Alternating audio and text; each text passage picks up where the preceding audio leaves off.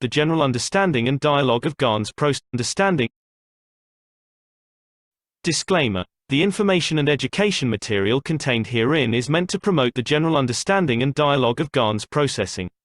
Such information is not meant or intended to serve as a substitute for a healthcare professional's clinical training, experience, or judgment. For patients and individuals, such information is not to be a substitute for professional medical, therapeutic, or healthcare advice or counseling. For medical issues or concerns, including decisions about medications and other treatments, readers, viewers, listeners should always consult their physician or, in serious cases, seek immediate assistance from emergency personnel. Prescription information, procedures, and use of medical devices information should be undertaken only by properly trained and certified medical personnel. We specifically disclaim any warranties, express or implied, including implied warranties of merchantability or fitness for a particular purpose. Such information is provided, as is, and is believed to be accurate at the time of its publishing, but it is the viewer's job to evaluate the accuracy of any information found in this presentation. Every case presented is of their own experience, applied by themselves for themselves, and it applies to their case only. Every person experiencing health problems should seek professional medical advice and consult their course of treatment with a doctor. The processes of plasma balancing described herein are a natural process which supports the body but does not replace medical advice or therapies one is already subject to. Okay, and we want to also thank Elias for creating this disclaimer video. It's probably the most widely used video around the Kesh Foundation ever since last year at some time. So thank you, Elias. And we welcome you, Alex, to another teaching and sharing of the universal knowledge of the creation and the creator. So we welcome you again, and we look forward to your beautiful presentation. And thank you so much, Mark. I guess the screen's okay, is it? Oh, yes, we see your screen, sorry. Okay.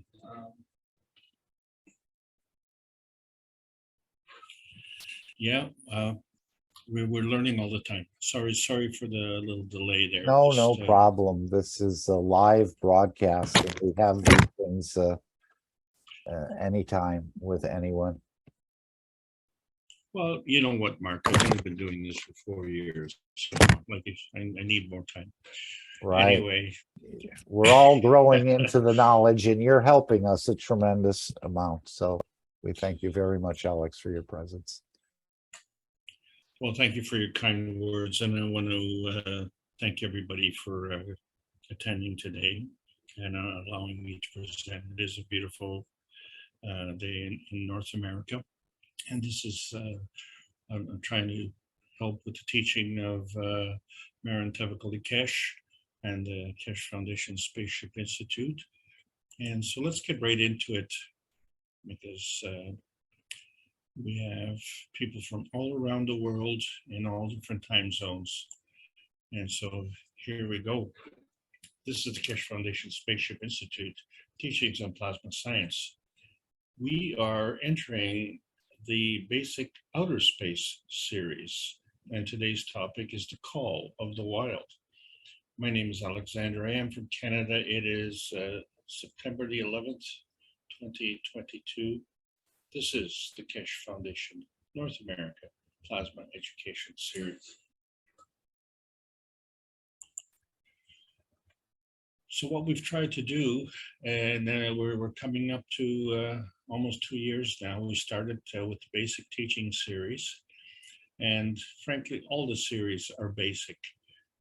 We just don't have enough knowledge yet.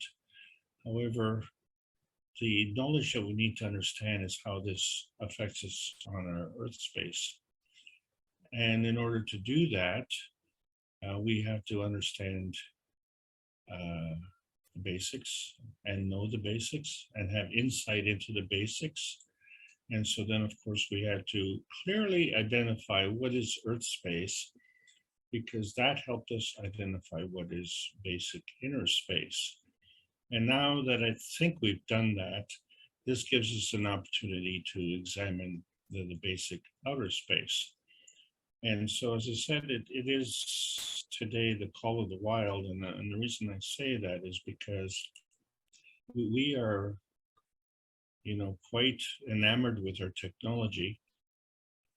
And of course, we're very sophisticated and very civilized and very urbanized. And we've just seen some videos on the rural community with their agricultural achievements. And so there's a contrast between the farms and the cities. But there's another contrast between man's little tiny universe and the rest of the universe. And that contrast is much more profound. And so we've been saying that, we are looking at our potential travel into outer space. And so we're looking at where we're going. However, all what we see is that we see this singularity where we have a creation of matters. And we have to understand that this creation of matters comes together from three different energies: the matter state, the dark matter, and the antimatter. And so as a result, we had 3 books.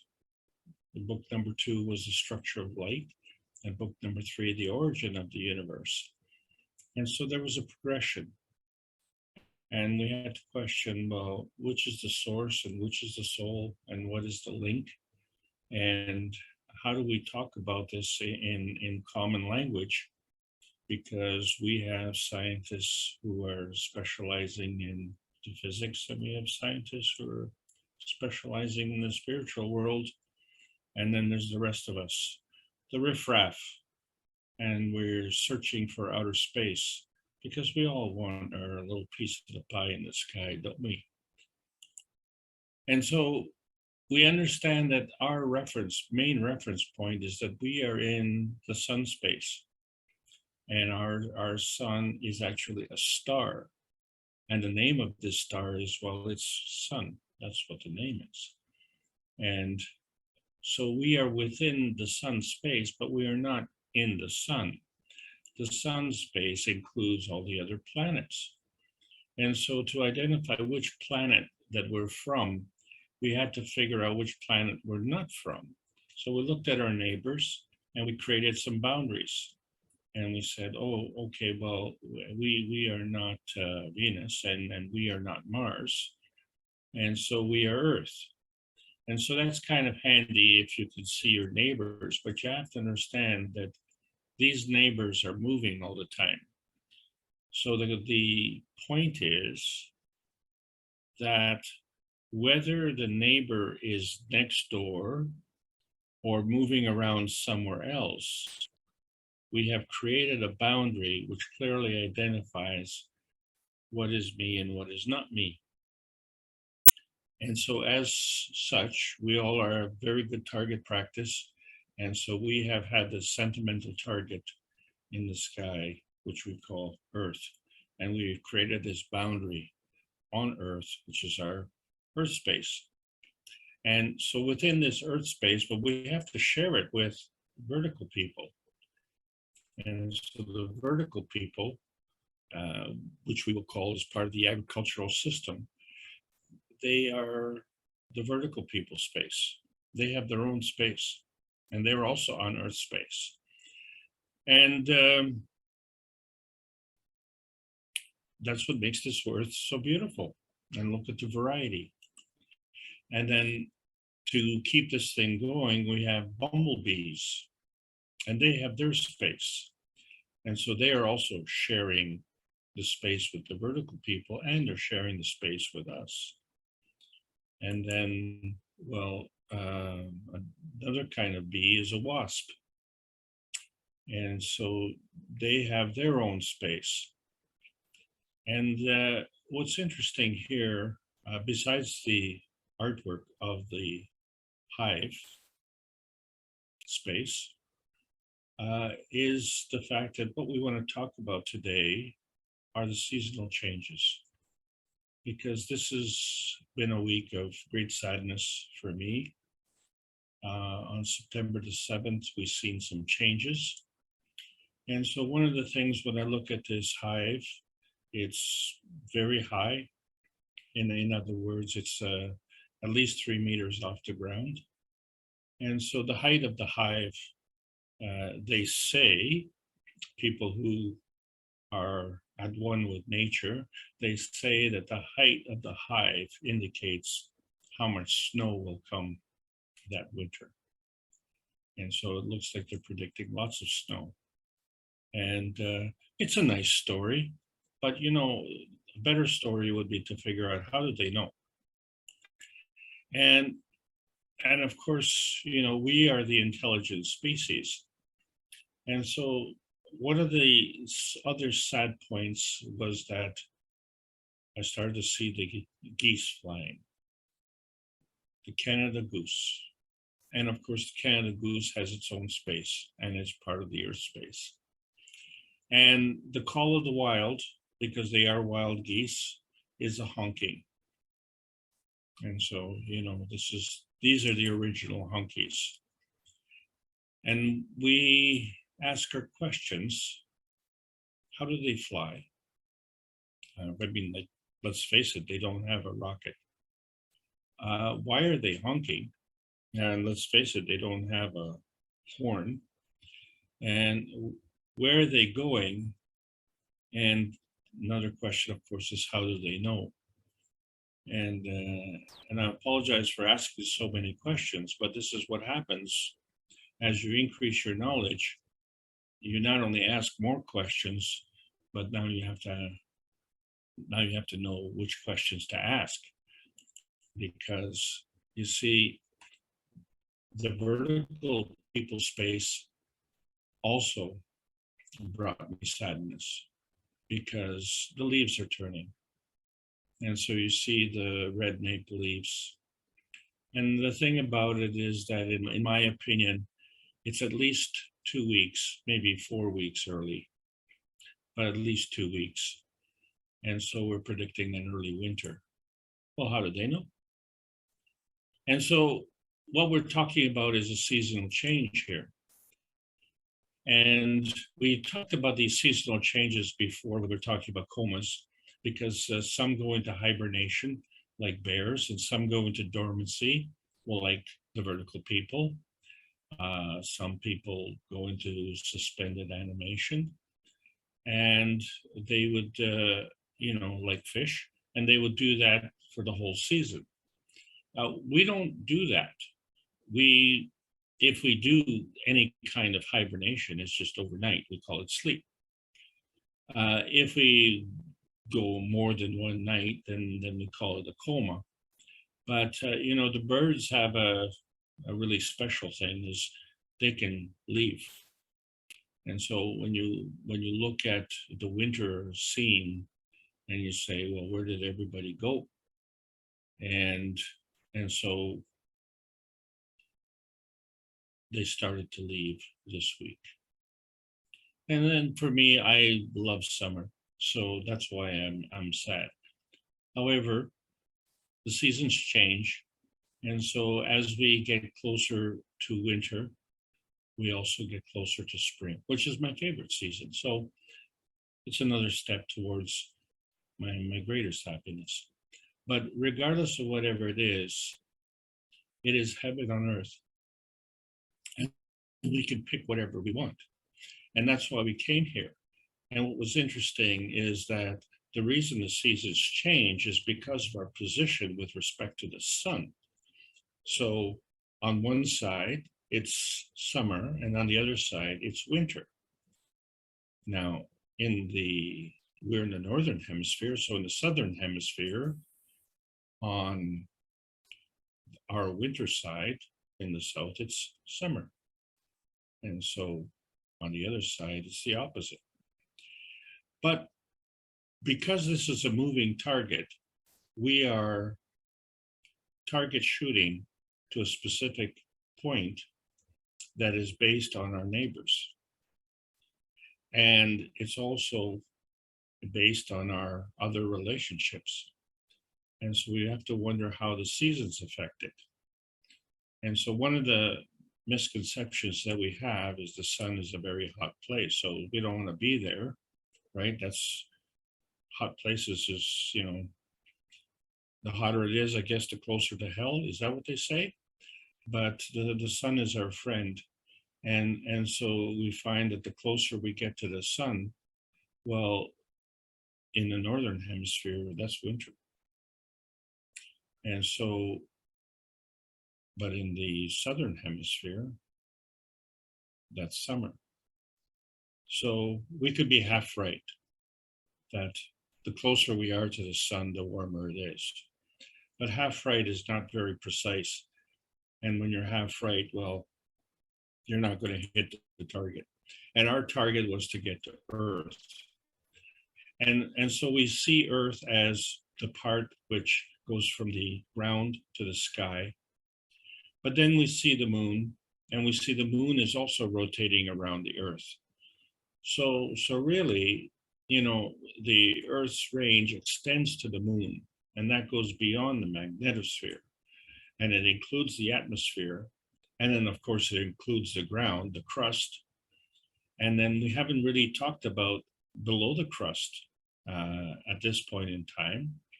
But, you know, there's some kind of magma that's floating around down there. And, you know, we wonder if that's part of the Earth brain. But anyway, all of this is Earth space.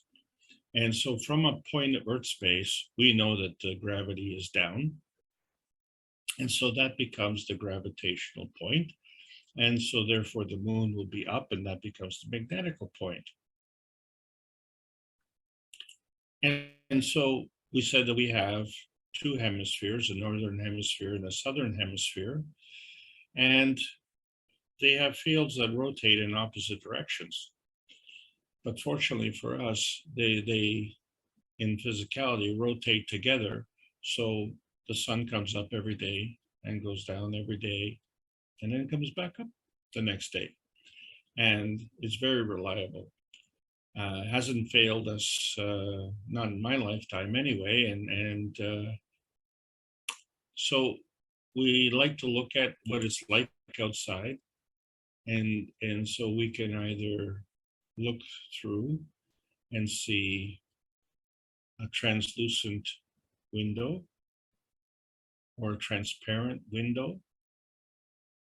But the thing is, the window is solid. And so the window is more what we call amorphous. And it's kind of a unique characteristic.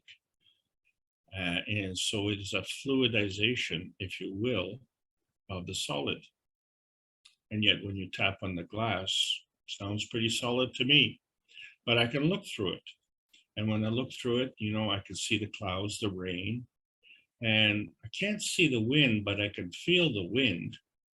And then I can see the sky. And of course, the sky is translucent. We know that because sometimes we can see the moon during the daytime. But at night, we can see right through the sky and see those stars, of which our sun is one of those stars. So I said, the thing is that we can't see the wind, but we can feel the wind. Well, okay, but the wind is blowing in all sorts of directions. And so how do we know that the seasons change? You know, how do we know on which side of the sun we're on? And does that really matter? I mean, in our little tiny perfect world. And so weathermen will put together what they call wind patterns. And so then they create pressure zones, lows and high pressure. And of course, these are rotating fields, and they have different strengths and different gradients. And so they create pressure gradients. And we are not always aware of what these things mean. But I wonder if the geese understand that. And the thing is that if the geese do understand that, then the question is, what school did they go to? But we don't care about that. What we care about is our space, man's space. That's what's important. That's what this is all about. It's about man space. And so in our space, like the Earth space, we are gravitational. And so we find that, we have the soul, and we didn't say which soul, and we have emotions, and we didn't say which emotions, and we have physicality, and we didn't say which physicality. So we're saying a lot of things and not saying a lot of things because we have things that are being converted all the time within our man space. And that's confusing enough, but we also have this earth space, and that's confusing enough. And then we found out that we also have our inner space, and a lot of us are having trouble still dealing with that too. And here we are searching for outer space. So when we look at the relationships of all of these various dimensions, the one that we're most familiar with is Earth. And all of us are in a different point on this Earth. So to say that we came to Earth, it's not very precise, is it? It's just some nebulous point. Each of us came to some point. And so in that Earth, we have different seasons. So some are winter environments, some are summer environments. And then when we get into the plasma, we see that there's a relationship with the nanocoating and the GANS coating and the plasma fields and the dynamic plasma. So there's a relationship there in terms of these dimensions. And the reason these dimensions are so important is because they all increase by at least an order of magnitude. And so if we were to relate that to things that we understand with respect to our nebulous point here on Earth, we see that the environment matters to us. In the winter, we want to be warmer, and in the summer, we like to be cooler. And so this becomes a matter of our physicality with relationship to the Earth's physicality. And so with that, we have these emotions. And so I said, well, I'm a little bit sad because we're going from, for me, a beautiful summer to that bleak, cold winter. And, so let's say this week, the temperature was, say, 26 degrees Celsius. Well, in the winter, it's going to be minus 26 degrees Celsius. So there's a change of 52 degrees Celsius, quite a shock to the body. And so the soul of the body is not too excited about that. And so in Canada, we have a lot of what we call snowbirds, another kind of bird. And so what they do is they also leave Canada for the winter. And they usually go to Florida or Arizona, as if that's the place to go.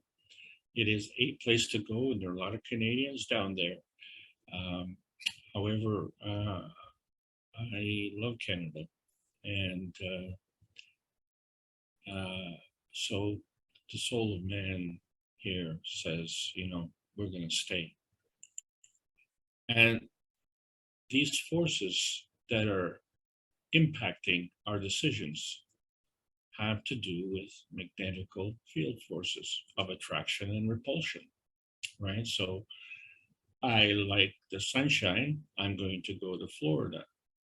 I don't like the winter, I'm going to go to Florida, right? Or I like the winter, I'm going to stay in Canada.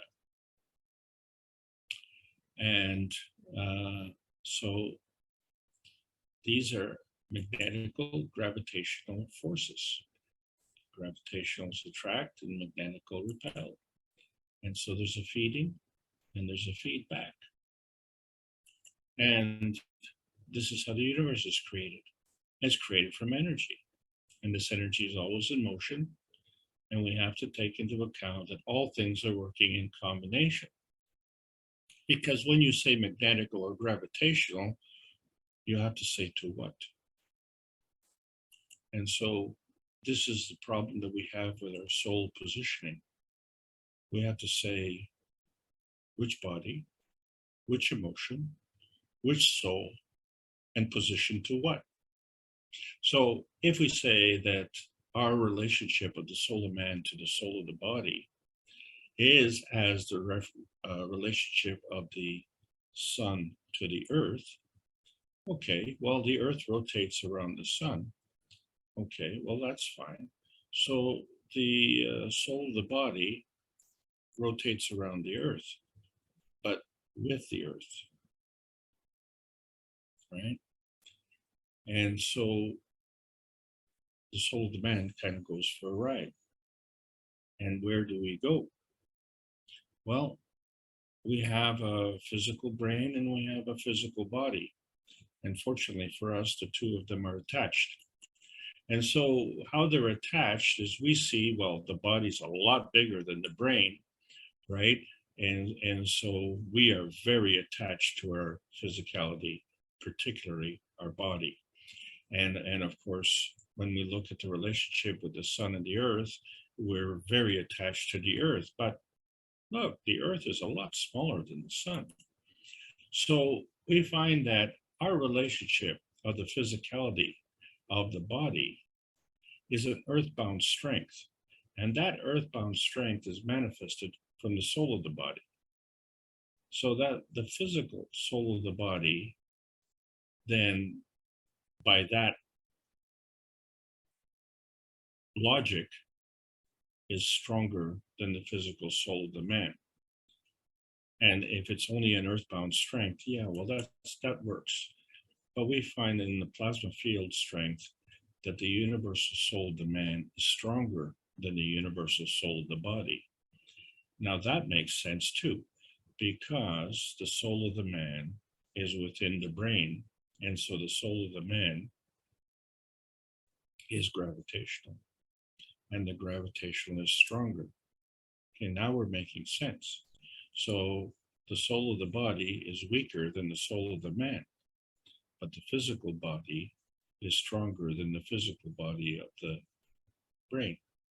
Okay, so there's a big difference when we're looking at field strength. We have to say what the reference point is. So when we're looking at man's universe and we see that our sister universe is much stronger than our little tiny universe, of which we are just a little tiny portion, and there's a relationship there. So that relationship compares to the relationship of the earth to the sun, which compares to the soul of the man to the soul of the body. And so the energy is gravitational. And so therefore it has to congregate into a neutron. And that is the core component. But when we look at the atoms, we find that it has two components, electron and proton. And so this is the fundamental principle of the twinity. So we find that the proton and electron relationship seems to follow the sun-earth relationship. And so the field strength of the electron is referred to the large field strength of the proton.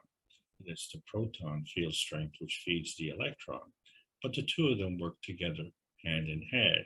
So there's a feeding and there's a feedback, but we didn't say it what field strength. So what we find is that regardless of the field strength, one field is magnetical and one field is gravitational.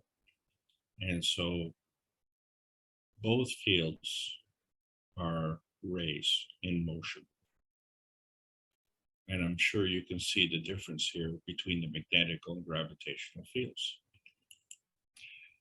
And they look like twins. Yes, they are. So, and this is what we did with the twin cup to see how the reaction is. And this is different from the nuclear decay model of the neutron.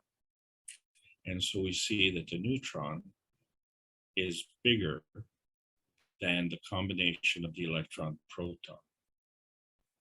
And so what's missing? The decay process, what we call the release of the PM ticks. And so that becomes the point of energy in motion. So this reference point is of two fields and how they come together. And so these two fields are producing a creation ray, and they're producing emission rays. Each field produces emission rays, and each field has absorption rays. And all of these rays are reacting at light speed. And again, we haven't said which speed. So what we have said is that energy is always in motion. And so the question then becomes is, where does this energy come from? And how come all of us have a different characteristic? We have different emotions, different capabilities. We all create this, what we call the spice of life. We all have our own kind of aminogen. And as we come here, we find that, well, we are kind of cluttered up, aren't we? We have vertical people space, we have bumblebees, and we have geese and mooses and all sorts of things that we have to share this with. But the thing is that all of these energies have come here as some kind of spirit energy or some kind of soul energy. And so we see that the way they came here is that the gravitational was feeding the magnetical. So one field has to be stronger than the other. And so if we say that these two fields are a reference point, then we also find that there's a cross reference, and it also is feeding from a gravitational to a magnetical. But you know, the thing is that the magnetical is weaker. And so where does the weaker go? And the weaker goes to another gravitational field force. So there's a gravitational pushing, there's a magnetical flowing, and there's a gravitational calling. And that's what we're talking about. We're talking about this connection, the call of the wild, right? Where one point is connected to another point, but how is it connected? And how does it know to go there? And so is it a calling from, or is it a calling to? In other words, are you calling out, or is what you're calling out to calling you back? And so I wonder what the geese are doing, okay? Because let's face it, you know, they haven't been attending these classes, not that I've seen on the panel. So we know that if there's two fields that come together to create a force, and if that force becomes gravitational, then we know that two fields come together to create another force, and that field becomes magnetical. So now we have a relationship between the products of these fields. And so we see that at that point, we develop a soul. And there is something quite similar to the way the sun and the earth are reacting. And the earth is changing its personality. It's going from summer to winter, and then from winter back to summer. And, you know, how does it do that? And who's calling the shots? Who's calling? Who's calling out, or who's calling you? And so whoever it is, wherever you're going, that becomes a gravitational. Gravitational what? A gravitational feeding to a gravitational receiving. Wait a minute. Where's the magnetical?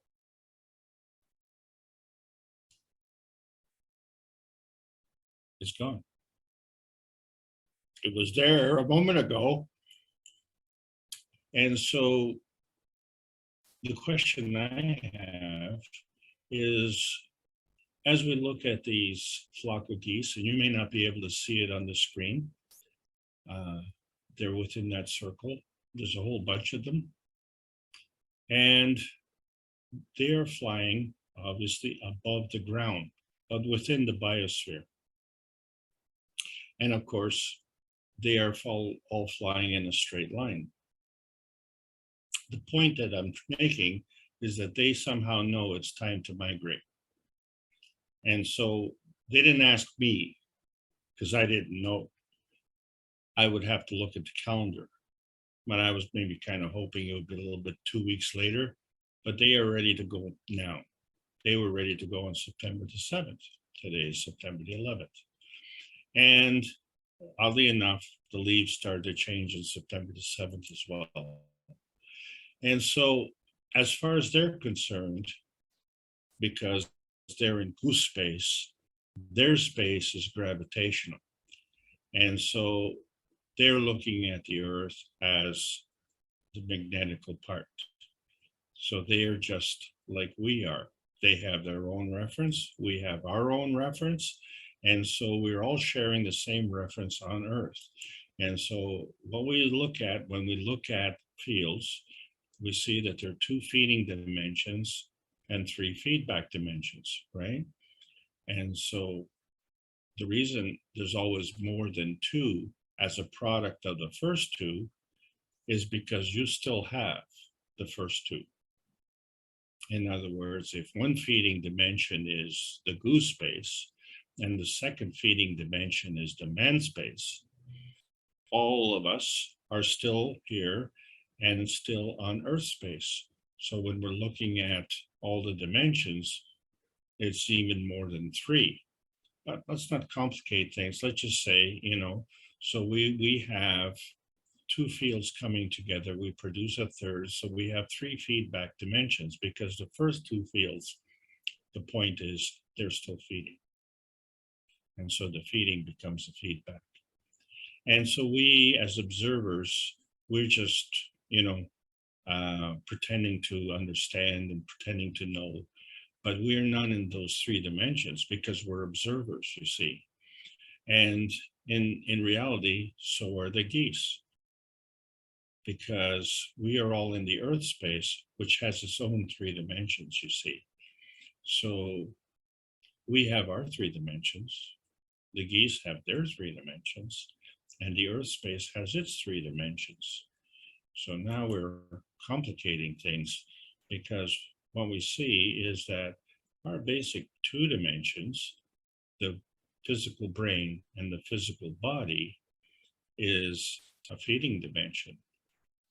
And we have produced GANs, which is connected to the emotion, and that emotion is feeding back to our bodies, right? So we have a giving and a taking, but now we have another dimension that is the soul of the body. So it too needs to be fed, and it too needs to feed back. And so we find that the soul of the body controls the body. And so we have a body brain and we have a body physical. But if the soul of the body physical, and has an emotion, we find that the brain also has an emotion. And how many times do we say, which head are you thinking with? Your heart says go, but your mind says no, or vice versa. And then we find that the mind emotion is different from the GANS emotion, only insofar as the GANS is something that's within our body, but there's a different kind of GANS within our brain. And so that it's a different emotion. And so this is the point now. If we have 2 bodies, and if we have 2 dimensions, I'm sorry, if we have two different emotions, then we have to have two different souls. And then if we have two different souls, we have to have two different dimensions. And so everything is a feeding dimension, and the byproduct is a feedback dimension. And so this is how we determined our inner space positioning. Well, that's all fine and dandy. We're still looking for outer space. And so the thing about it is that when we look at our cups, and we made the one cup, we had a physical zinc plate and a physical copper coil, and we still had a physical nano-coated copper coil, but the nano-coating was a plasmatic trick to increase the field strength by at least an order of magnitude. And as a result of that difference, we created magnetical and gravitational fields. And when we set it up, of course, we didn't see that. Is only give it some time, we've seen different types of GANs. And so it's taken us a while to figure out that it's CO2 GANs, calcium GANs, copper GANs, and zinc GANs, amino acid GANs, water GANs.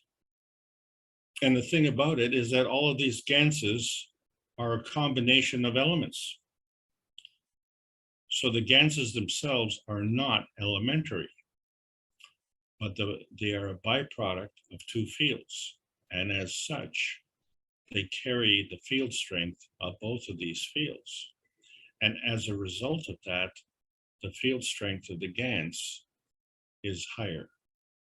And so this was the big attraction to the Keshe Foundation, of course, is that we all want to get more energy. But, you know, how much energy can we get?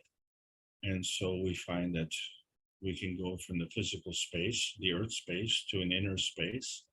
And now we're looking for outer space. And we don't know exactly where that point is. And it's somewhere between these two cups of life. And so we're very grateful that we found that, because it's really helped our lives on this planet. But now when we look at the cup of emotion and the cup of physicality, and we see that these are actually two different cups, even though it looks like they've been created the same, the components are different. And so different components create different field strengths. And as a result, one cup becomes an emotional cup and one cup becomes a physical cup. But did we say if it's the brain physical or the body physical? And in that basis, did we say it's the mind emotional or the GANS emotional? And so now we're starting to see that we have to be a little bit more specific. And how can we do that? Do we have the skill to do that? Well, fortunately for us, the soul is very skillful. The soul knows. And now we have to ask, well, which soul? So we had three cups: the emotional cup, the physical cup, and the soul cup. And of course, that created one field. And what's the other field? Well, remember Earth space. Okay, so we have two fields: man space field, Earth space field. And then we have the product field, inertia. And so that inertia field is the fourth cup. And so we're able to identify these different fields in the MAGRAV state of antimatter, dark matter, and matter. And so we find that what's coming to these fields is energy. And because it's coming, it's magnetical. And because it's coming, it's feeding. And so this is a magnetical feeding energy pack that is going all over the universe, and it's coming to some gravitational point. And when it does that, it goes through a conversion. We didn't say what conversion. We're being very, very non-specific, kind of very nebulous, aren't we? We're just saying that there's a principal matter, a transition matter, and a conversions matter. And when all these come together, they create a MAGRAV condition.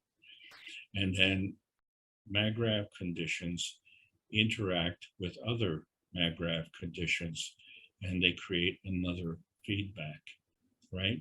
So when we're looking at these geese, we don't know where they're going. I wonder if they know where they're going, because geese are more stupid than us. And that's what we are led to believe.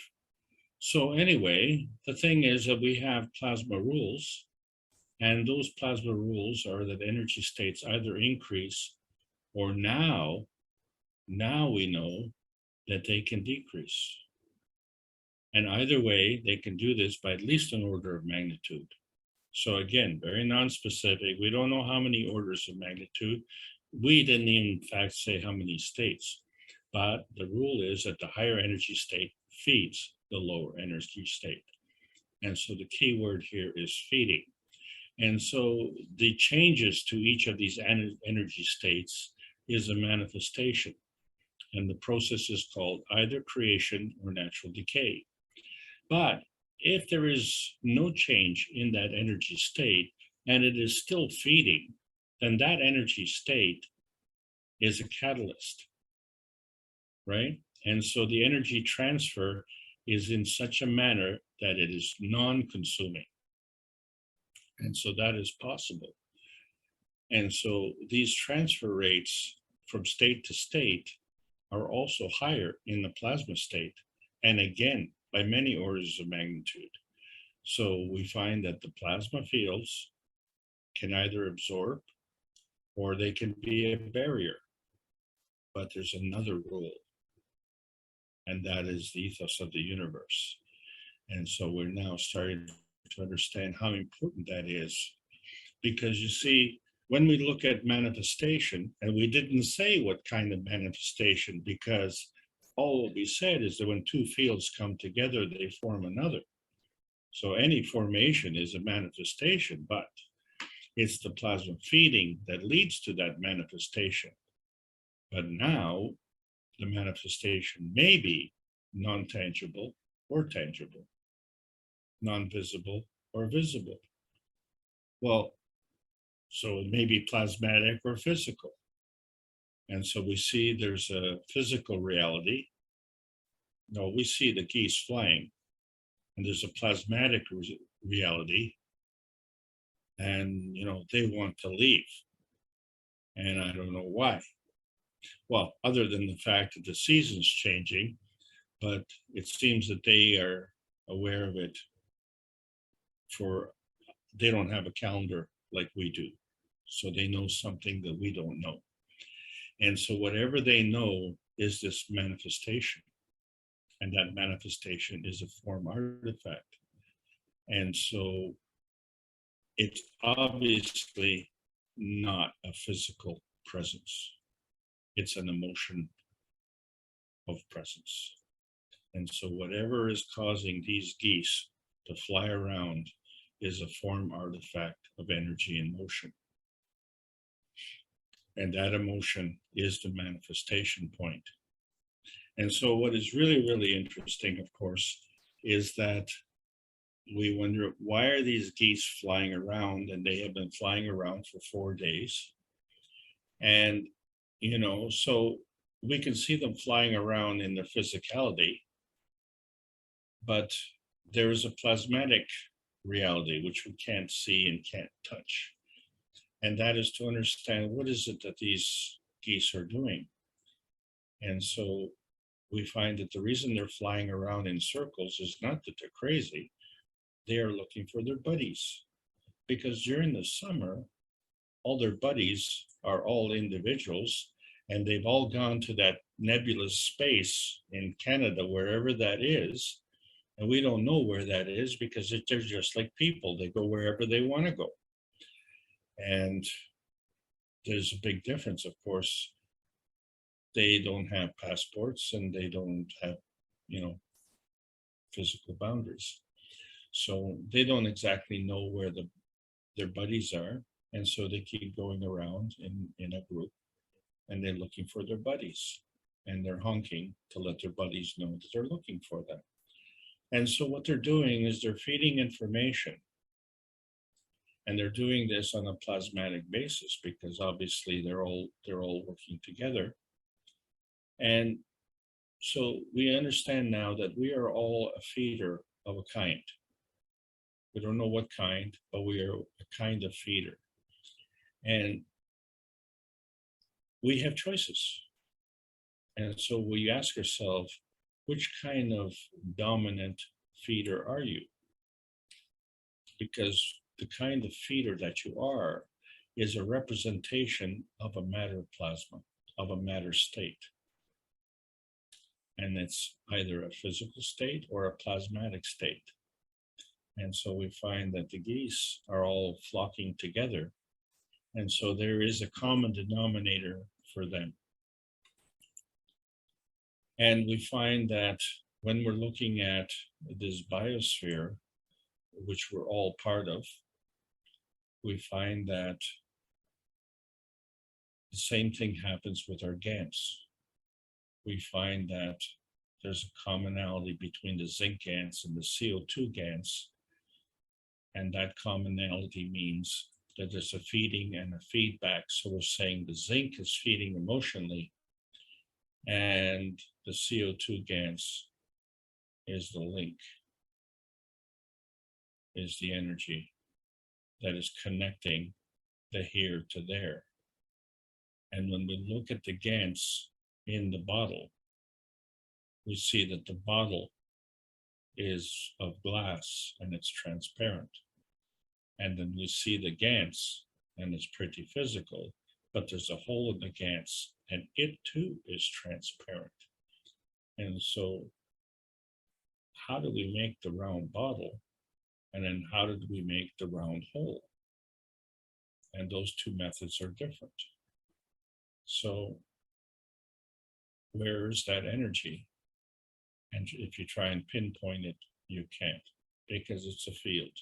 It's a field force and it's dynamic.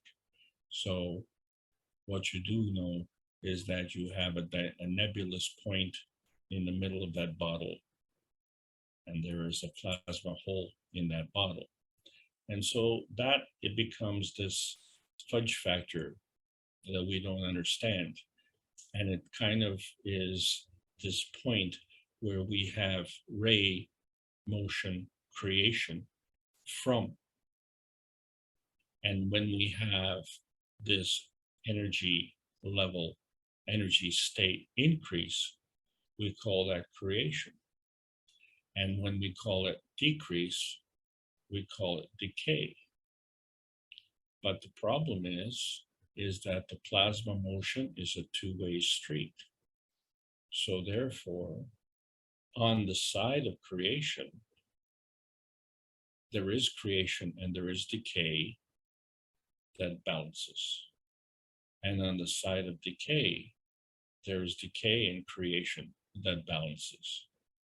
And so those two are fields and they work together and they create a balanced field. And that balanced field is a magnetical gravitational relationship. And it too is a two-way street. So when we look at the soul sequencing and we say, well, the soul of the sun plus the soul of the earth attracts the soul of the man. Okay, so we have convergence, a gravitational field. And from that gravitational field, it interacts with the soul of the earth. And now it creates another gravitational field. We call it the soul of the body. So now we take the soul of the body and it interacts with the soul of the earth. And it creates another gravitational field. We call this the physicality of the body. So the thing that we're looking at here is that all three are interrelated to the soul of the earth. And so each have a soul of the earth relationship. Well, so we see that we, as man space, we have a physicality of the body, and we have a soul of the body. And so we have determined how to get to Earth space. But the soul of the Earth body is also interacting with the soul of the body in a way. So in other words, our soul of the body wants to be in the soul of the Earth body. So when we look at the geese, they want to go, but they want to leave Canada and go to, let's say, Florida. But they don't want to leave Earth. So there's a qualification to that emotion. And so that emotion wants to reposition itself on Earth, not reposition itself away from Earth, right? It is positioned with respect to the physicality of the Earth body. And so we do this the same way.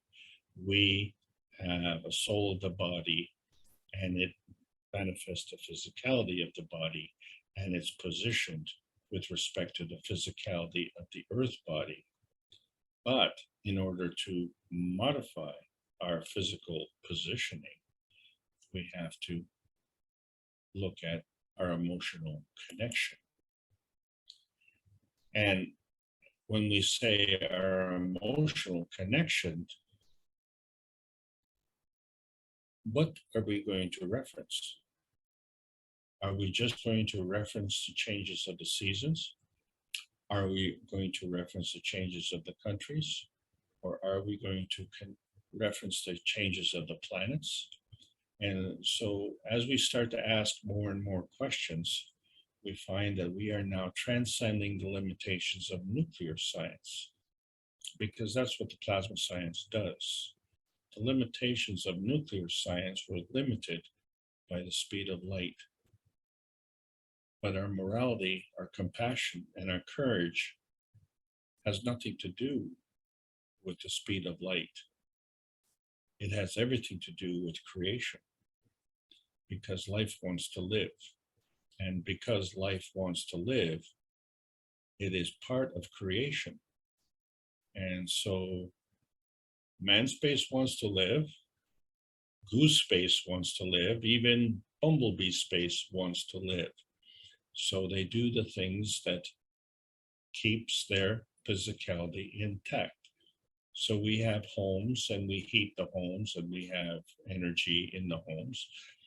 The bees, and they create hives. And the geese, well, they just leave. See you later. And we do that an awful lot, don't we? We create garbage and we throw it away. See you later. It's not my garbage. This is me. That's not me. I don't know what that is, but it's not me. And so I'm going to throw that garbage over there. But, you know, we said that we are identified with respect to our positioning and by our neighbors. And so our neighbors give us a feedback. And if you throw your garbage into your neighbor's property, your pursuit of happiness will be a complete failure, because you have to get along with your neighbors. And so what we realize is that our tiny perfect universe and our travels through this tiny perfect universe are actually a failure, a launch field failure, because man has never launched a rocket into outer space. The question we now have to ask is, do the Earth space rules, which we've identified, apply to inner space or outer space? And so we have meticulously identified Earth space, and we have meticulously identified inner space. So now we're looking for outer space. And so we find that there are plasma rules, and we need to understand these rules better. And so we have to call out to our friends. We don't have to honk, but we don't have to fly around. We have other ways and means of doing it. And when someone only gives you a few seconds to get that decision, just when they ask you what's plasma, tell them it's a kind of energy state. And it helps us understand our earth space, our inner space, and it helps us look for outer space. And we thought we knew where outer space is, but we actually don't. And this is very important. And if that, what's important is not important, well, you know what, nothing's important. Because what we are talking about is the energy manifestation through the emotion. It's the emotion energy manifestation, which is the motivation of the bodies. So in other words, there's an emotion for the geese to migrate. There's an emotion for us to either migrate or stay. And, you know, a lot of people say, well, I'm not going to suffer the winter, so I'm leaving. And there's a lot of people who say, you know what, I'm not going to suffer the summer, so I'm staying. And, you know, so we all make our binding decisions and we all make our launching decisions. And each decision is a feedback. And the thing is, we now have choices. We have choices where we didn't have choices before. And what we have to understand is this basic feeding rule where the higher strength feeds the weaker strength. And so we have a problem. And that is that when two forces come together, they create another. And the question is, what are we creating? So we find that the universe is always feeding. And this is a universal self-enhancement feeding. And all we have to do is harvest that energy. And there's a way to do it. And there's another way to do it, and that is through loosh harvesting. The trouble with that is it's self-consuming. And you say, well, you know what? I'm the consumer, right? I'm not the target. I'm the target shooter. And so then the question becomes, when two forces come together, is it destruction or is it creation? And so we said, it's a two-way street. So destruction is a kind of creation. And the question then comes down to, hey, you, what kind of creation are you creating?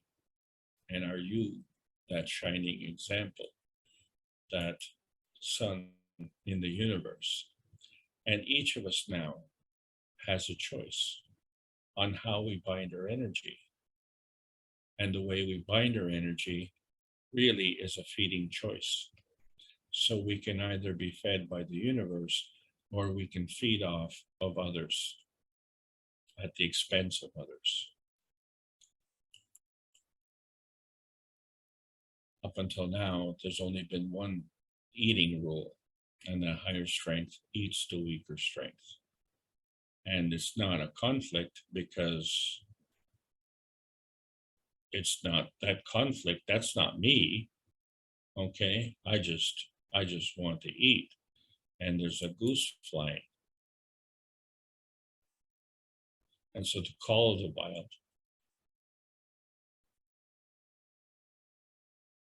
becomes the crying of the wild.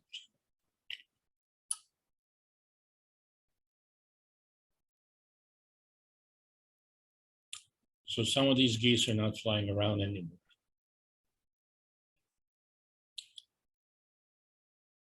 They may be already cooked, they may be already eaten, and they served a purpose because that purpose was to feed a family. As the hunters were looking at the geese as a source of food. And so these geese are not flying looking for their friends, they're flying away to get away from danger. So their purpose is to look after their own survival. And there's more crying on this planet because we had a mother pass away in the nation this morning. And of course, there's even more crying. We've had at least 3,500 more died in wars that we know of. But the difference is with the goose, it was feeding a family. When soldiers die, and they die needlessly, so there's no purpose. And so when we look at this, we could say, well, we don't see any purpose in that, or it's purposeless. But obviously someone did see it in a purpose to send those soldiers to die in battle. And so that purpose may be to feed a soul. And so we find that those soldiers who kill other soldiers, too many of them come back and they're crying inside.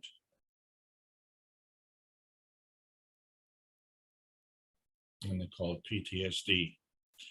We'd like to give a gift to the US military and it's being delayed. So when we look at this vision feedback enhancement units, they are representing a plasmagen interaction. And it could be a soul enhancement or a spirit enhancement. And it doesn't matter because there are no boundaries.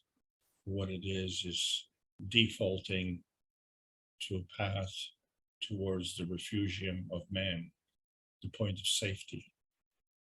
All of us are looking for peace.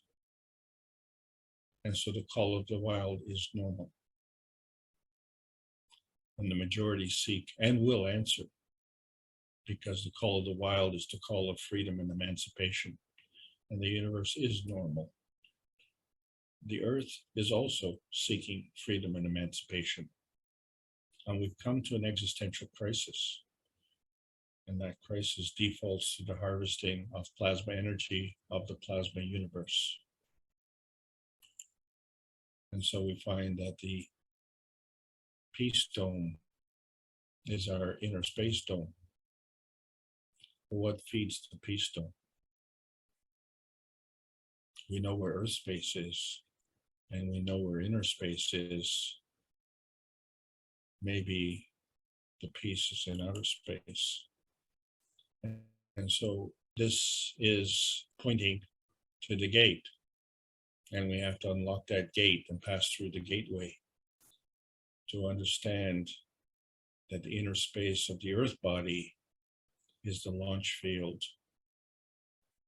to the peaceful universe. And so there's the debate between peace and prosperity versus war and poverty. And, you know, we have problems with this for some reason. And the problem is that we have no proof of outer space, because we've never been to outer space. Because all the space that we call outer space, we see it. But there is proof of the concept, because we all have preference and sentimentality. And we were born. We were born on Earth, not on Mars. And so that was our preference. And on Earth, we can either stay in the cold north or we can go to the warm south, just like the geese. But the thing is that the geese will be back as the seasons change. And so that becomes a question that we have. If we want to leave Earth space and go into outer space, will we come back? Because you see, we are from outer space. And we were born into the inner space. And this inner space is an interaction between the various souls. And so any relationship that you have is a manifestation. And so what we're trying to do is understand these manifestations. But the point is that we are inherently peaceful.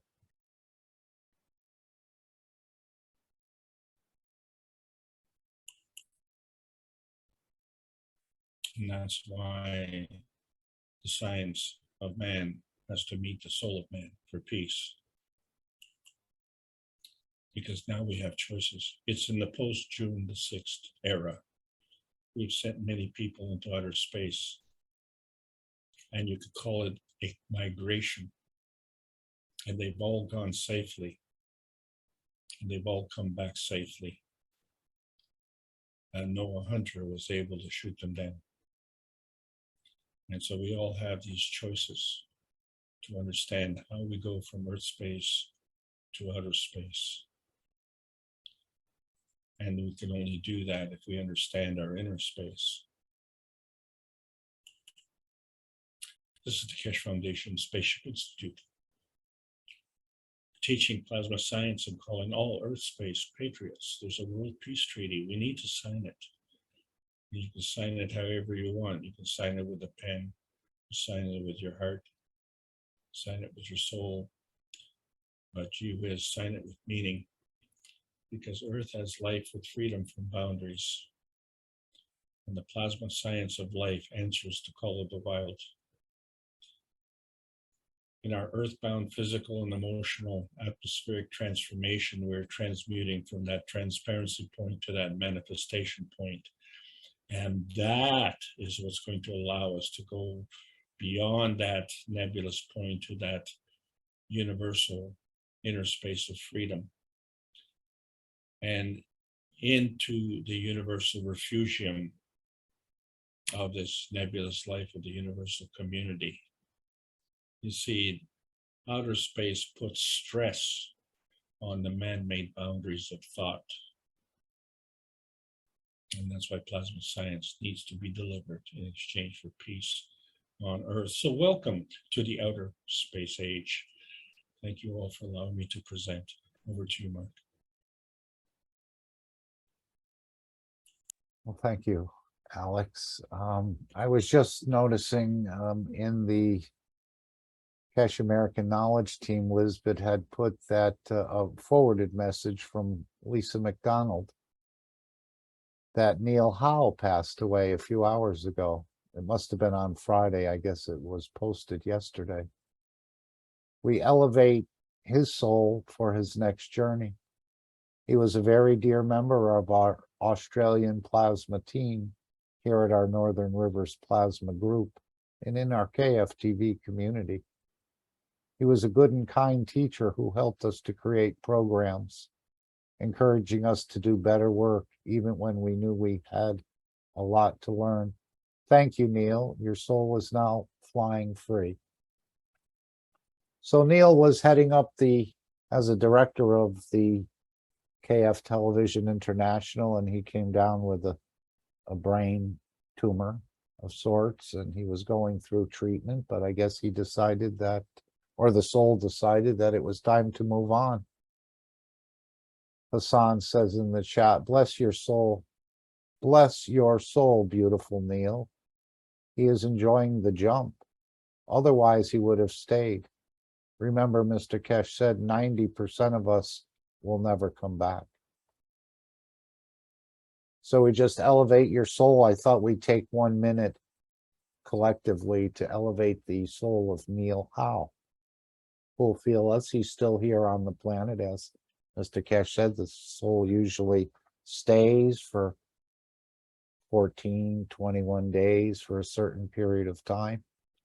So let's just take a minute at this moment. I'm sure there'll be more in the upcoming Knowledge Seekers workshop. Rick also will probably do something on Monday if he's aware of it. But he used to come into the reactor group, Neil did, many times, a very beautiful and gentle soul, and always was willing to share, whether it was in the camera room, the editing, and so on. And so seems like he was taken a bit early from us because he had so much more to deliver. But if we can, let's collectively, at this time, just take 1 minute of silence for Neil Howe and elevate his soul. Thank you.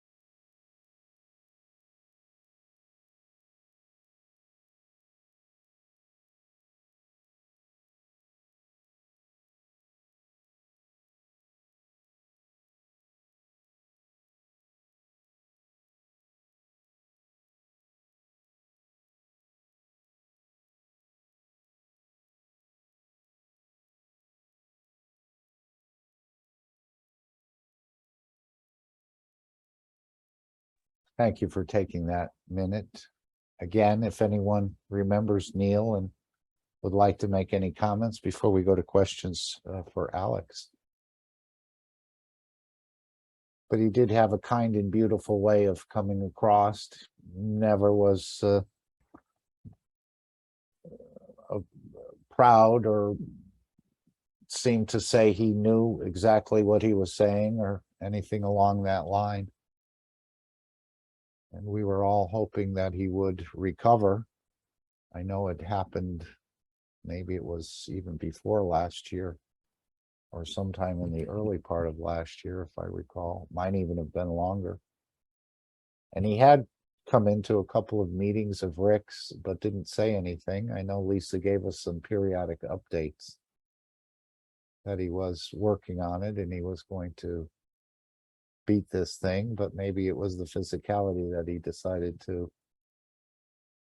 leave behind. And again, that soul can still recreate another physicality if you'd like here. But maybe perhaps he wants to go into the universe for a little while and see what it's like. So thank you for elevating the soul of Neil.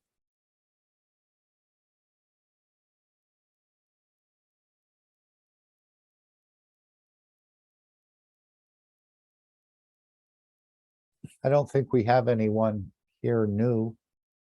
For the first time, I don't see any names that I would recognize, although a few people have joined the Cash American Knowledge. It said Celine joined, not Selena, Celine, and Bachi, and another one, Miss Coma, and a few other names, which we don't know if they're bots or what have you, but I'm sure the administrator will dig through that.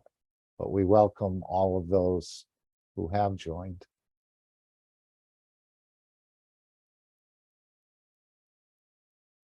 Would anyone like to ask a question about what Alex has just shared with us? I think you'll be joining the geese, maybe even leading them, Alex, in the coming time.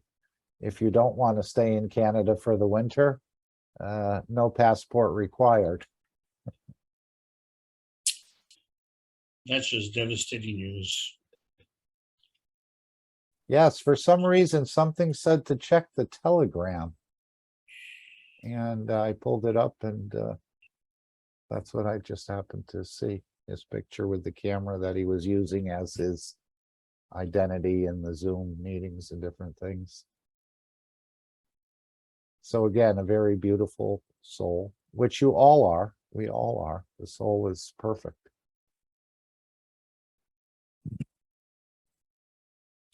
Well, as such, we always hope that, well, what I said is that the airspace is, halfway on the round trip. So hopefully he's found his way home, and hopefully from that higher elevated state, he can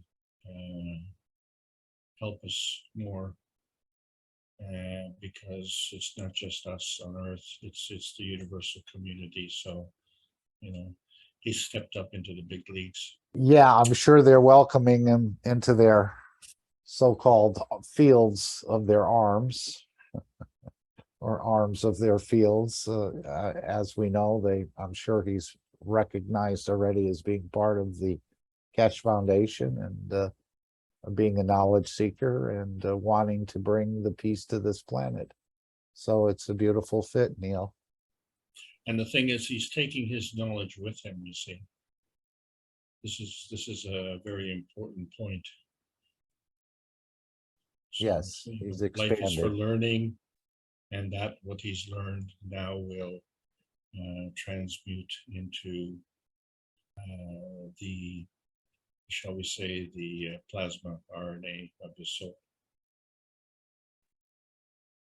Or I think it's possible for him to be the guy in back of me in line. And again, communicate in a way. Remember the guy they called Neil Howe, who was the head of the KFTV International? And I say, yeah. And the guy said, that's me. So it's not impossible, as we know no limitations, but perhaps the universe, as Mr. Kesh said, is so beautiful that you really wouldn't want to come back. It's probably the balance of the fields of the soul of the existence. And we'll leave that up to Neil. But thank you for all you shared with us, Neil. And in the knowledge and in the physicality as well, with the camera systems and editing and what have you. I just think it was too short of a trip in that. But as we say, when the soul is ready to go, even if people are married for 50 years or more, and they're fully in love and happy, when that soul is ready to leave, it leaves. Because it has its own life, as I understand it, or perhaps the soul mate comes into play at some point in time too.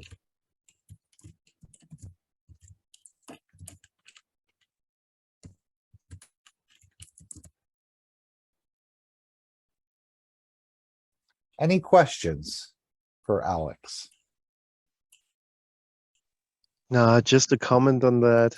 It's my understanding that no one leaves a day earlier or a day later than they are supposed to. And there have been a couple of beautiful souls that left us in their current incarnation in the last half year or year or so. And well, I just feel they already gave so much, they did so much that they don't need to go to through the turmoil that is ahead of us in the next year or so. They will come back after that and enjoy the new world that we are going to create now. But they have given us all that we need to build it.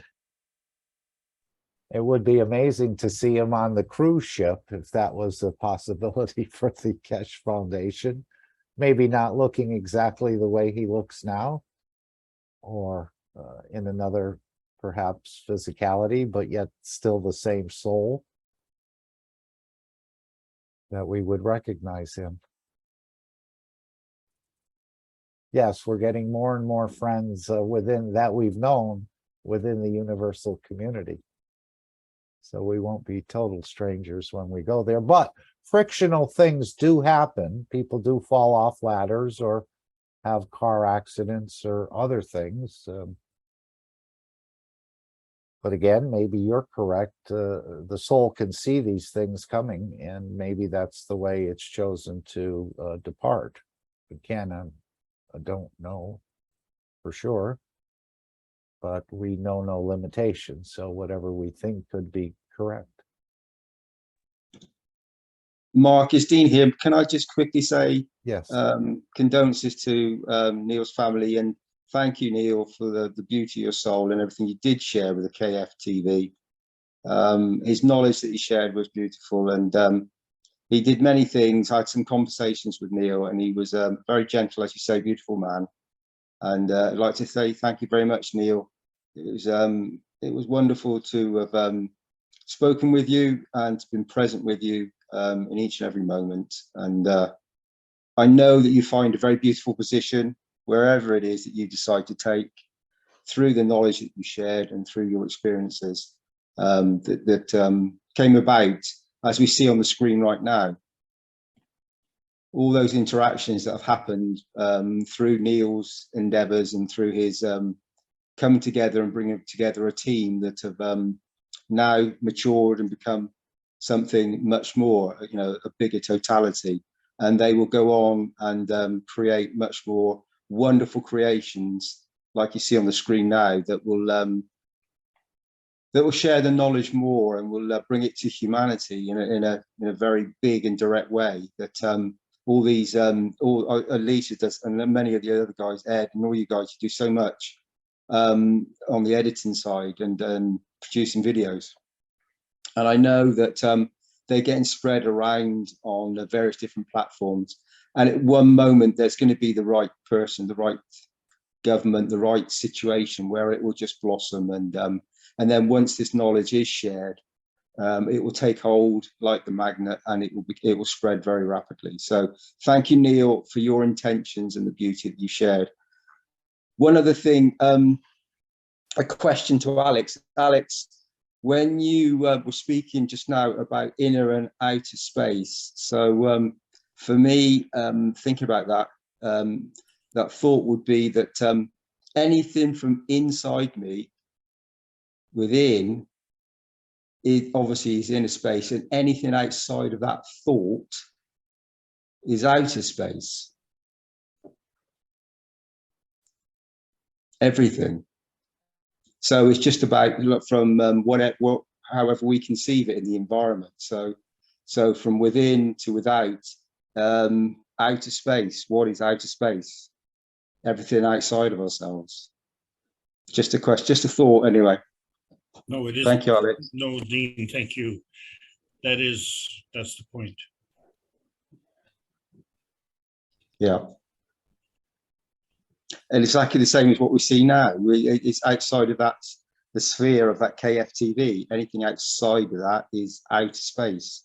Within side of that, it's inner. It's just that core. So within the core, we have that thought, that intention, that's however you want to describe it, that soul aspect. And then from that thought, that intention, that field strength, this emanates out from the centralized core and becomes, in this environment, the matter state and others, and it becomes the as you rightly pointed out, it becomes the outer space. And it's all connected, isn't it? No, It's all connected. no, everything was good except for the last conclusion. Everything was very, very good. Okay. The manifestation is not outer space.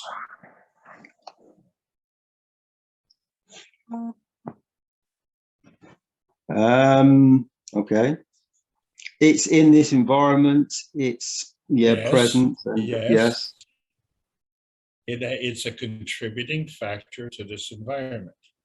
Yeah. It's a contributing factor to your presence. Mm-hmm. But it is not a manifestation. It is a PM tick. It is a transmutation energy between here and there. It is book number 2, the link. All right, I'll look at it. Thank you, thank you, Alex. I need to catch up. No, But no, this is a difficult thing to do. Sorry to cut you out there, Mark. What I want to say is that the concept of what we call outer space was for the benefit of the traditional science. And so when you look at the geese flying, they don't have a rocket. And when you look at the way babies are born, they don't have a rocket.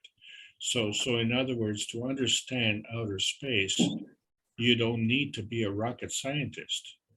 What you need to be a rocket scientist is to understand rocket technology. And we are beyond rocket technology. Nuclear science is beyond rocket technology, and plasma science is beyond nuclear, right? And this is the key point. So when Mr. Kesh says, that so many of the scientists have got it wrong, and this is the shock. If the scientists have it wrong and they know more than we do, then we have a problem. But, we are smarter than the geese, right? But the geese know to leave. And they know when to leave. And they do it differently from the way we do it. And so, who's the advanced species?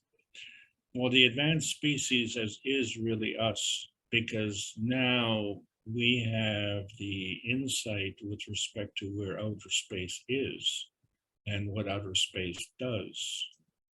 And so when you look at all of these medallions here, you have a choice.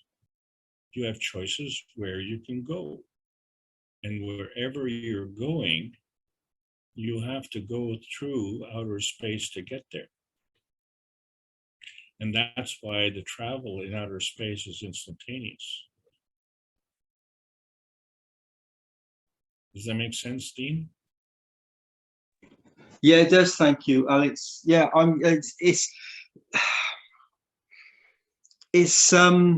it gets to the point where it gets so, the teachings have got so advanced that you have to kind of go back and not reevaluate, but absorb the information and then bring that field strength forward. And it's this constant energy flow, and sensing, what you're portraying and what you're saying, and how I perceive it and how I absorb that information, that field strength that you're giving. So yeah, no, I do understand. Thank you very much, Alex. I know that you understand. It's just that what you are highlighting is the purpose of these classes, and so I am going through the same transformation that you are going through. So this is one of the benefits of being a teacher, because in order to make a presentation of this class, I have to know what I'm talking about. And how do I know what I'm talking about if I don't know what I'm talking about? This is the conundrum that we're having. So, I'm not pretending to you. I'm not claiming any knowledge here. What I'm claiming is that I now understand that what I have been told is either truthful or a lie. And I need to make that decision, because the people who I depended on couldn't tell me the truth. And that's what I call the awakening. And when I found that out, I was really, really angry. And it's taken me a while to overcome that anger and channel it into another kind of energy. And so this is the format that I'm doing. And now when I look back, I mean, all of that is what's brought me to this point here. Well, when did I make that decision to do that? I didn't even know that I had a choice. So, you all remember when you were a child, the teacher asks you, oh, hey, Dean, what do you want to do when you grow up? And of course, you're obligated to give a sensible answer, right? You don't give a foolish answer. You don't want the classmates to laugh at you. Oh, yeah, well, I want to be a doctor. I want to be a, astronaut, Well, what are your choices? Well, doctor, astronaut, baker. Okay. Well, what about, would you be, working at the Keshe Foundation Spaceship Institute? Was that on your list, Dean? And when you go back, can you imagine, you're 8 years old and teacher asks you, Dean, what are you going to do? And you say, well, I'm going to work for the Keshe Foundation Spaceship Institute. What are you, nuts? So we're all going through this. Well, wait a second, I don't want to go through life without knowing why I got here. And when I look at what I did in my life, nothing really that I've done in my life is why I got here. It's only now that I start to see, in my mind, a genuine purpose. And having a genuine purpose gives me a peace of mind. Okay? Because if we are looking for peace on this planet, we need to know two things.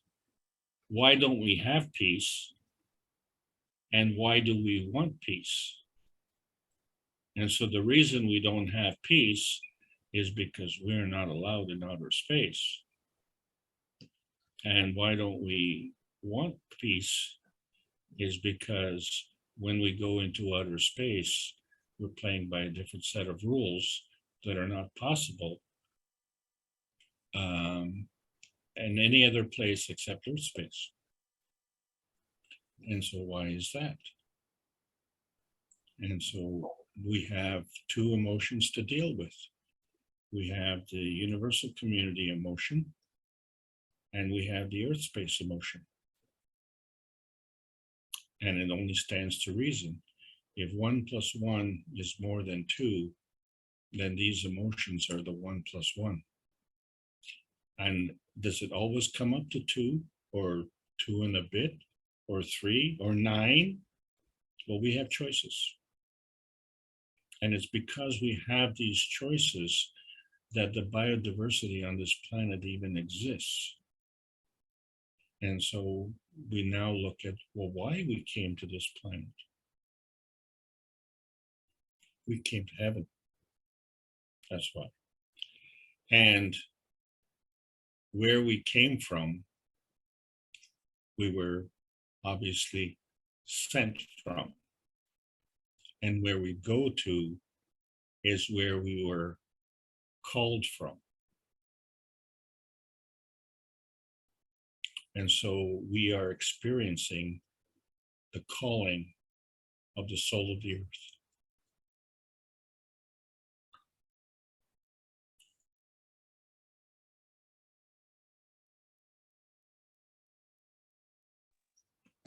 Thank you, Alex, for your calling.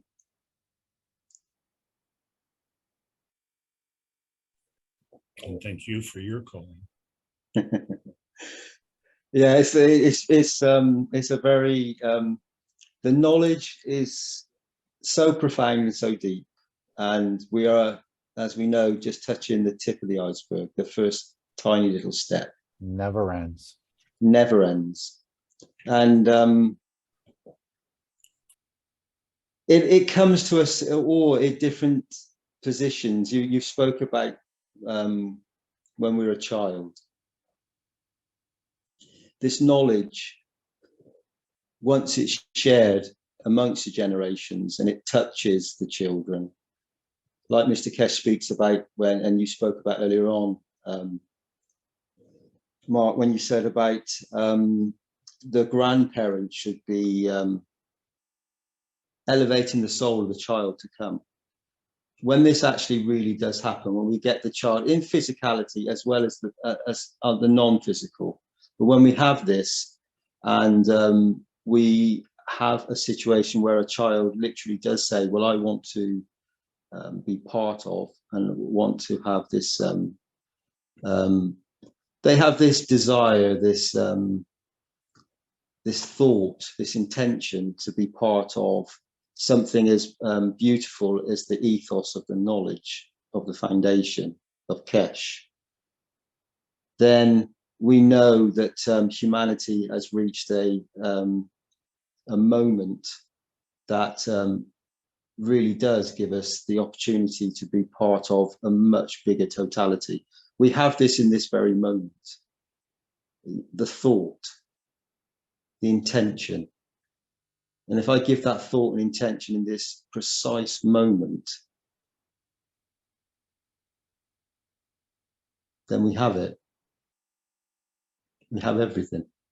And so it's down to each and every one of us in each and every moment to be present and to fulfill ourselves as well as fulfill and give to others. So we have this, whatever the turmoils, whatever we have going on inside ourselves or outside of ourselves, it's the thought and intention. Once we stabilize this, we come to a position where we start to give an energy, a transfer that others receive, and then this universal flow, the energy flow, the earth flow, however you'd like to call it, all manifests, all becomes part of the structure of each and everything that we are part of in each and every moment. So thank you, Alex. Thank you for your beauty. Thank you. Thank you, Mark. Thanks, Dean.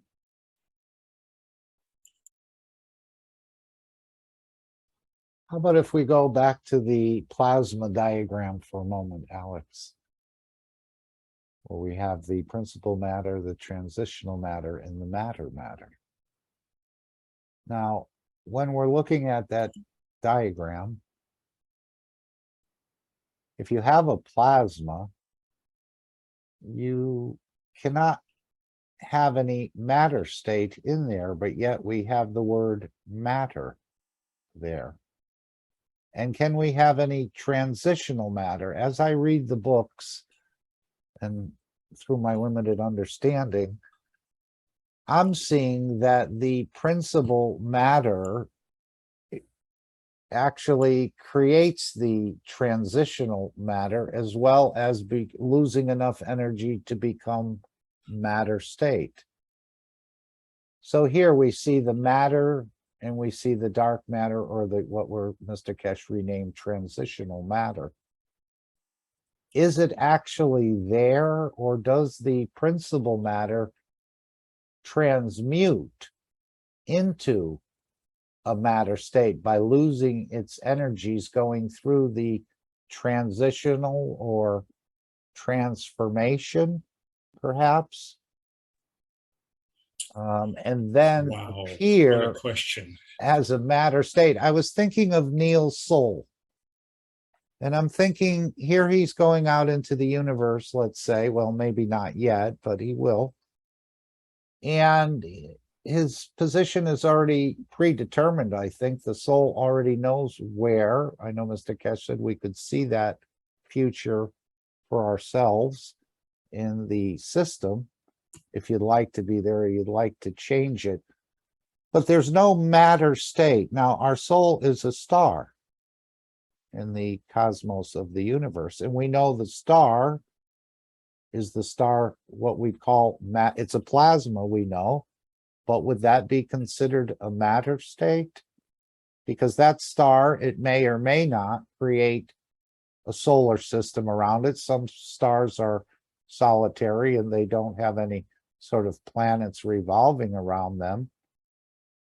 But it's all due to the interaction with the environment of the principal matter, whether it wants to transmute into the matter. So very similar to what we're learning in the systems that are being developed.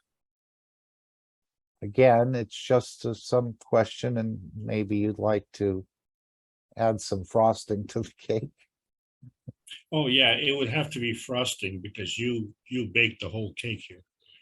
You carried the big load. So this is a huge question that you asked. So in a simple way, I can answer that question and say it has to do with field strength. And as a matter of fact, you did this in the preview, and the question was put to Mr. Kesh, and the answer was, why does the sun shine and the moon reflects? We see it as energy or light, but yet we look at the moon or Mars and we see the matter state. No. The sun is matter state. It's just a matter state of a higher field strength.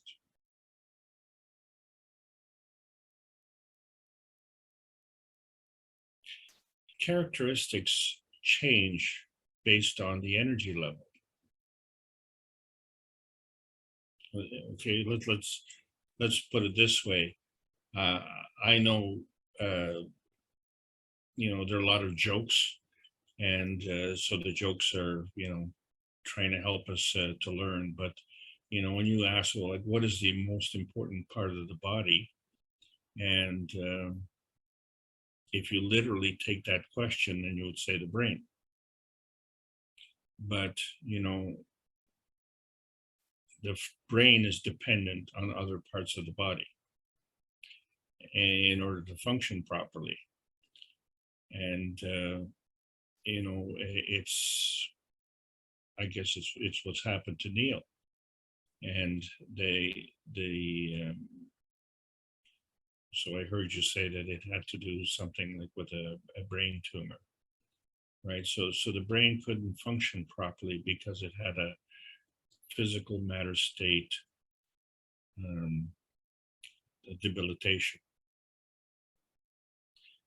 So in other words, the brain was feeding, but it wasn't getting the right feedback.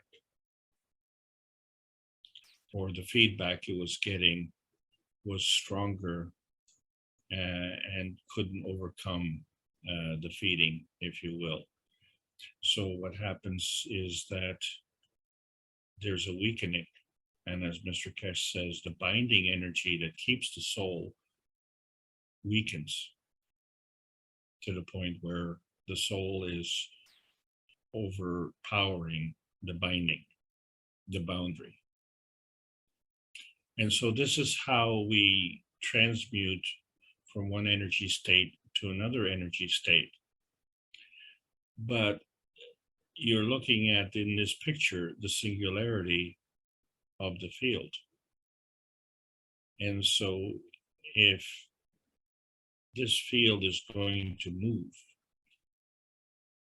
it has to have a reference. And in order to have that reference, if it is a stronger field going to the weaker field, then it is moving to that field. But if it's a weaker field, then to another one, then it is being pulled into. Right, but So- if we have a plasma, Alex, we can't have any matter state in the plasma, can we? If we have a Yeah, true, I mean, there is depends. The matter state is a plasma, we know. Energy state is a plasma as well, but I'm saying you can't really have any tangible matter in the plasma state. You have the conditions to create the matter, and this is exactly, I think, what we're being shown in Linz. You're in the matter state, you go through a transition, you end up in an energy state. correct. Yes. You're in an energy state, now you want to transmute back into the matter state, which he said we Yeah. have to leave up to you to be able to do. Yeah, but it- the physical matter state is an energy state.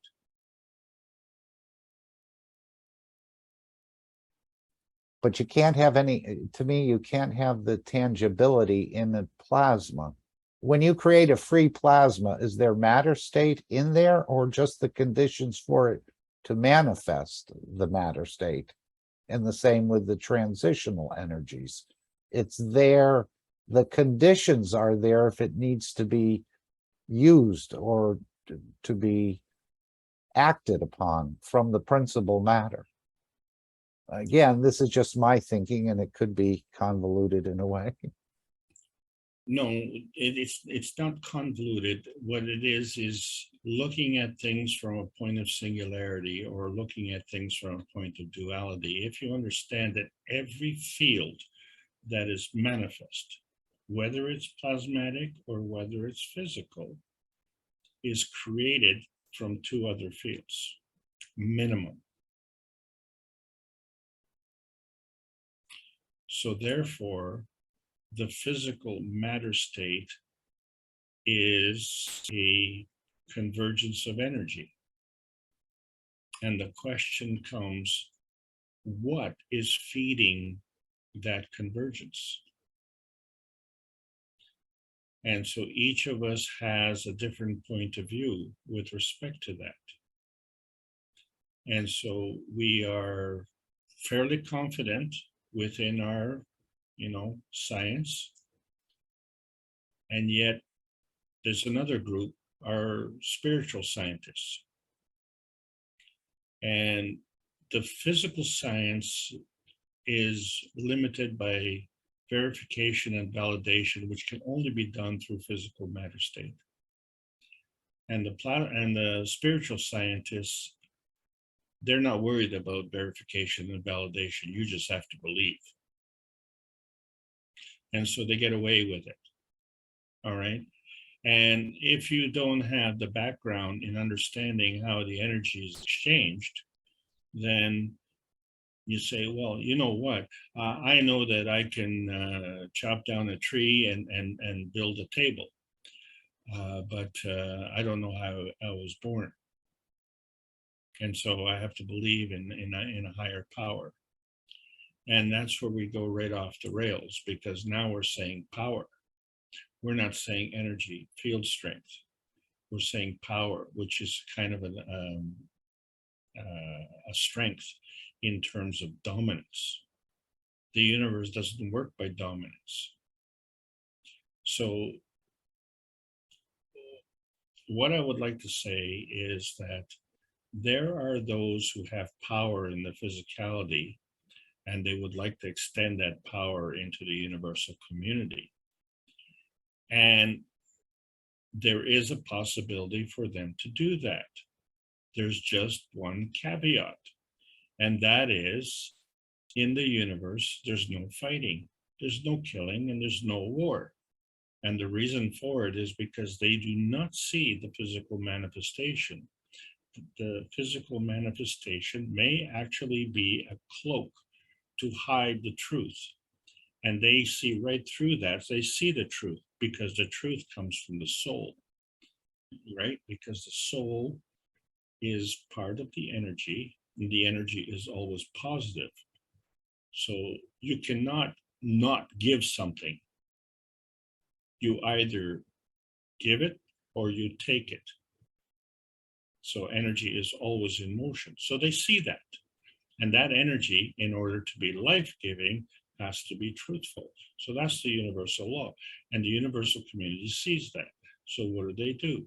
Oh, you're a warmonger. See you later. We're out of here. Okay? And you will be lonely. Seriously lonely. Not only will you be lonely with yourself, but you'll be lonely at some nebulous place wherever you are. And at that point, who cares if you have power? And then you will really start to wither away, because you will become self-consumed.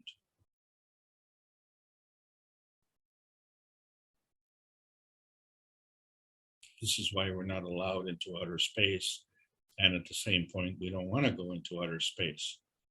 And the point is now we understand that we have a choice, and that we can not only go into outer space, but where do we go from there? And wherever we go, we can manifest at that point.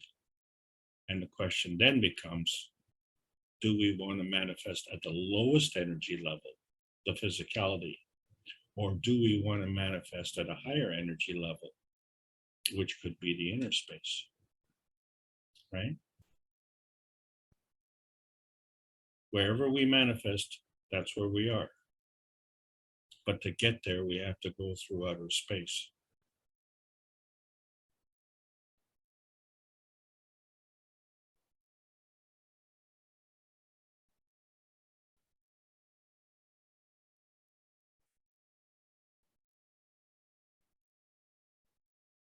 How are we doing, Mark? We're doing fine. So if Neil's soul becomes a star, it has to start out as a dust in the matter state and then accumulate more fields and grow into the star over millions or maybe even billions of years, our years, which may be well, different. Neil has a huge advantage, because he has now been exposed to the truth in the physicality. So he's carrying that knowledge with him. Okay, he is not incomplete in that regard. His soul has come to the conclusion, okay, I get it now. All right, so mission accomplished. The thing is that, you know, we all came here for a purpose. And did we come here from the universal community's point of view, because the universal community needs the earth to be a peaceful place? Or did we come from the earth's point of view because, oh, guess what? The earth needs to be a peaceful place, right? So the motivation of the universal community is for the earth to be a peaceful place. And the motivation of the earth space is to be a peaceful place. Then that's two fields coming together, all right? but we are short in terms of field strength to accomplish that. Well, up until June the 6th, we could debate that. Now we have choices. And now we all understand how to do that. So it's just a matter of understanding that all things are working in combination. So we can't choose what we want to give to. We can only choose what we receive. And so through that process, we limit our capabilities. And the universal energy is unlimited. There are no boundaries. So we find that the limitations are a man-made construct. They're not a universal construct. And that's why the debate keeps raging. You know, do we want war and poverty? Well, that's a man-made construct. Doesn't work in the universal construct. So, you know, it just boggles the mind that the opportunity for peace and prosperity is something that we all have to strive for. And that just shows you how sick this planet is. So we are at the transition point. We are at the crossroads because now we all have that capability. And so, you know, I don't have all the answers. There was a song by a famous band, and they say, you know, do I stay or do I go? So, you know, like I say, the geese can migrate down south and they'll come back in the spring. But when the souls leave this planet, you know, then we're on to other things. And how much do we take with us, and what have we accomplished? So when I say that so many people are dying needlessly, that's an arbitrary decision. That's to say that their life had no purpose. But who am I to decide if there was a purpose in that life? From my point of view, it's a waste of a good life to send a soldier into battle to kill another soldier who has also been sent into battle. And so what you have is two weak forces coming together and creating two weaker matter states. And so all that does is it sucks the energy out of our communities. You know, why is that such an honorable prospect? I'm just saying. It's, you know, from my point of view, there's no purpose in that. But life has a purpose. And so for a lot of people who are, shall we say, depressed, the reason for it is because they have lost their purpose or they don't have a purpose. And some of them, the smart ones, they ask, well, who am I and where am I? And why am I? And so they begin seeking the answer. And when you find the answer, it brings peace and harmony into your life. And I think that's one of the benefits all the knowledge seekers have, is that we now see the path to peace and harmony. So that question now becomes the rate of change. How fast can we do this? And can we do it gracefully?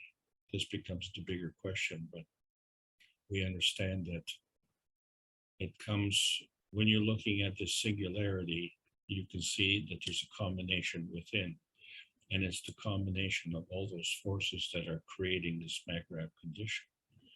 So that is the template. So the rate of change and the gracefulness of the change also has to follow this template. And that's what we're doing. Agree. The more of us that participate, the faster the change comes, I believe. Right. And you'll see that because of the manifestation of the field strength. Yeah. Great question, Mark. That was, you know, you know, we should just stop the classes right now Well, because you it is. probably. It is approaching midnight in Europe. Would someone else like to ask? Thank you for your beautiful answer, Alex. I don't know if I understood all of it, but I think I got Well, I was part of gonna it. say, you hit the nail on the head and you broke the hammer. Very, very, I'm just saying, very profound question. Thank you.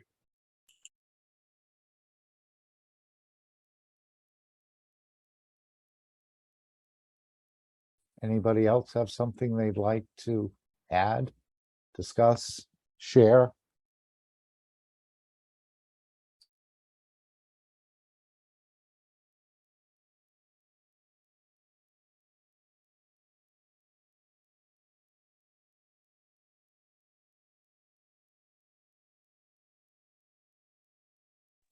Okay, so a lot of great things happening, interventions happening with the governments, with the gas units, flight systems going on. Feeding will be added as well, water and so on. So it's a beautiful, I guess we're in what we call the transition of the plasma. Alex, yes? Are we in this transition period? I don't know how long we'll be in the transition, but once it starts to roll out, it's coming slowly at first, but then much quicker and much stronger. Yeah, the train has left the station.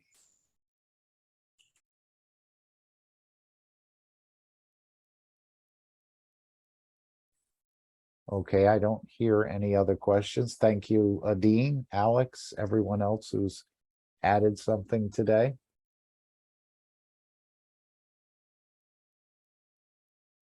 And Joel, for your beautiful work in the vineyards.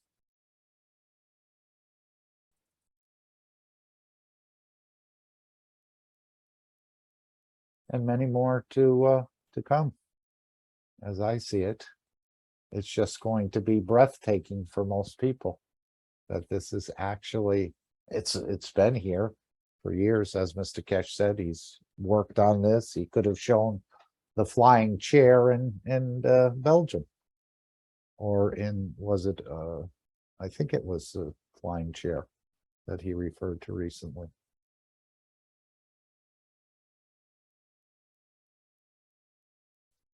Okay, if there's no other questions, thank you again, Alex, and everyone else who's here on the soul level. Your souls have brought you here, as I understand it, not so much the physicality. I mean, who in their right mind would give up their Sunday afternoon? All those who are left. Mark, thank you so much for allowing me to present. And I also want to thank all the participants today for making the North American team meeting here an outstanding success. Your contributions are priceless in that regard. And, you know, we will be constantly emitting these fields to others in many ways that we won't even know. And that's one of the beauties of heaven on earth. I agree. So thank you all. And I'll be here if you need, but I think we've had a great meeting, and I'm going to sign off at this point. Okay, good. We'll continue next week with more. Let me share the screen. I'm just going to play Marius's beautiful little June 6th flight to the moon. Of course, it's showing a craft, but I think we'll be going both ways. I know on the planet we will. Mr. Kesh said we're not only taking care of the soul, but we're taking care of the physicality as well. Thank you, everyone. It's always so uplifting to be here.